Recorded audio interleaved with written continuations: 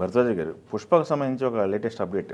Pushpa schedule, last schedule జరుగుతుంది Ramoji film సిటీలో అని చెప్పేసి. ఈ షెడ్యూల్తో మొత్తం షూటింగ్ అంతా టాకీ పాట్ అంతా అయిపోతుంది. గుమ్మడికాయ కొడతారు. 3 years నడిచింది పరిస్థితి. అంటే మీకు ఈ మధ్యకాలంలో వాళ్ళిద్దరూ ఒకే డాస్ మీద కనిపించారు, సుకుమారు బన్నీ. ఏది మారుతినగర్ సుబ్రహ్మణ్యం కనిపించి క్లైమాక్స్లో చాలా బిజీగా ఉన్నాం మేము అని చెప్పారు. ఈ క్లైమాక్స్ ఇప్పటి వరకు చేయని క్లైమాక్స్ ఇది అన్నారు. కష్టపడుతున్నాం, బాగా విపరీతంగా కష్టపడుతున్నాం, ఆ స్ట్రైన్లో నుంచి ఇక్కడికి వచ్చామని చెప్పారు వాళ్ళు. అంటే అక్కడి నుంచి ఒక హైప్ మొదలుపెట్టారు. సినిమా మీద ఒక అంచనాలు పెంచేటువంటి పరిస్థితిలో మొదలైంది ప్రచారం.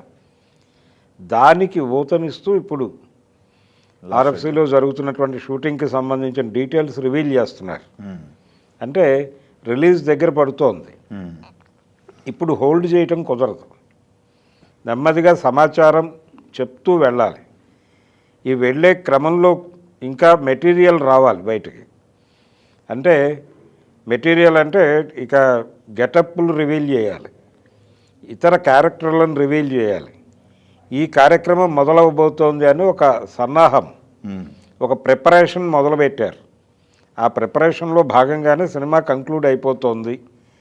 అంటే టోటల్ గుమ్మడికాయ కొట్టబోతున్నాం, రెడీగా ఉండండి అని ఫ్యాన్స్కి ఒక ఇండికేషన్ అయితే ఇచ్చేశారు. ఇక వీళ్ళు ప్రిపేర్ అవ్వాలి సినిమాని జనంలోకి మోసుకెళ్ళటానికి.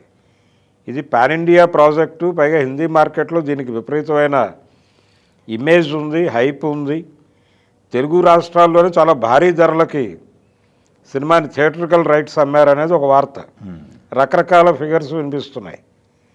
అయితే ఇవన్నీ పక్కన పెడితే ఈ సినిమా మీద ఒక క్రేజ్ ఉంది. క్రేజ్ ఉన్నమాట వాస్తవం. రెండోది, ఈ 3 ఏళ్ళు గ్యాప్ తీసుకోవటం అనేది సినిమాకి ఉపయోగపడే పరిస్థితే కనిపిస్తోంది. అంటే ఫస్ట్ పార్ట్లో వచ్చినటువంటి కొన్ని ఒక డివైడ్ టాక్తో మొదలైంది అది. ఆ డివైడ్ టాక్కి కారణమైనటువంటి లూజ్ ఎండ్స్ ఇందులో లేకుండా జాగ్రత్త పడ్డాడు అతను. జాగ్రత్త పడటం కోసం లేట్ చేశాడు. స్క్రిప్ట్ రీడిజైన్ చేసుకున్నారు.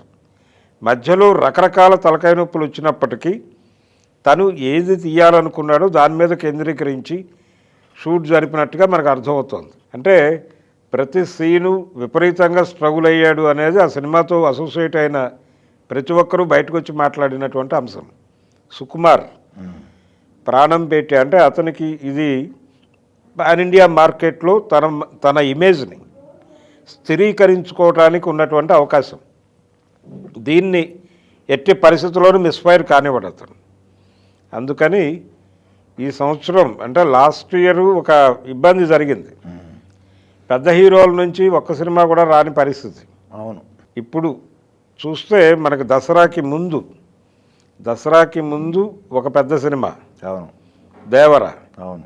డిసెంబర్లో 2 సినిమాలు, రెండిటి మీద అంచనాలు ఉన్నాయి, భారీ అంచనాలే ఉన్నాయి. అంటే గేమ్ చేంజర్కి కూడా వీళ్ళు రివీల్ చేసినటువంటి స్టిల్ దాని తాలూకా ప్రభావం కనిపించింది.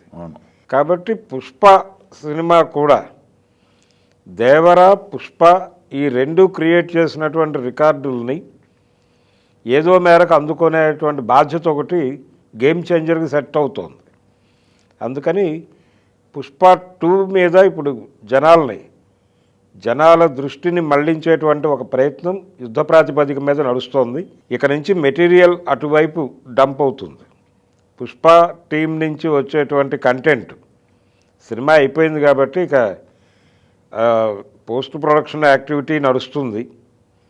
షూటింగ్ అనంతర కార్యక్రమాలు, విఎఫ్ఎక్స్లు, ఇవన్నీ ఈ యాక్టివిటీ నడుస్తుంది.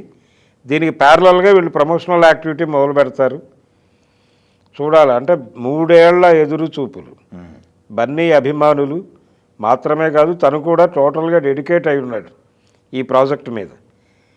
ఇంతకుముందు బాహుబలి టైంలో ప్రభాస్ డెడికేట్ అయి ఉన్నాడు. ఇప్పుడు ఏ హీరో కూడా అలా డెడికేట్ కావట్లా. ఇదే చివరి ప్రాజెక్ట్ అవుతుంది. అంటే జిగ్జాగ్గా పెడుతున్నాయి సీక్వెల్స్ కోసం కెరియర్లో అసలు ఇంకో సినిమా చేయకుండా ఆగిపోవటం అనేది జరగట్ల. ప్రభాస్ కూడా అలా లేడు. తను ఆల్రెడీ 2 సినిమాలకి సీక్వెల్స్ చేయాల్సి ఉన్నప్పటికీ ఇంకో సినిమా చేస్తున్నాడు. అవును. తను సలార్కి సీక్వెల్ చేయాలి, కల్కి సీక్వెల్ ఉంది, అవును. మధ్యలో రాజాసాబ్ నడుస్తోంది. ఇప్పుడు బన్నీ ఈ ఎక్స్పీరియన్స్తో పుష్ప 2 రిలీజ్ అయిపోయిన తర్వాత తన కెరియర్ని కూడా అలా డిజైన్ చేసుకునేటువంటి ప్రయత్నం చేస్తాడు. సో పుష్ప 2 మీద లేటెస్ట్ అప్డేట్ వాళ్ళు వ్యూహాత్మకంగానే మార్కెట్లోకి ఇచ్చారు. ఇక మేము రంగంలోకి వస్తున్నాం అనేది ఒక రకంగా మార్కెట్ని ప్రిపేర్ చేసేటువంటి ప్రయత్నం ఇది.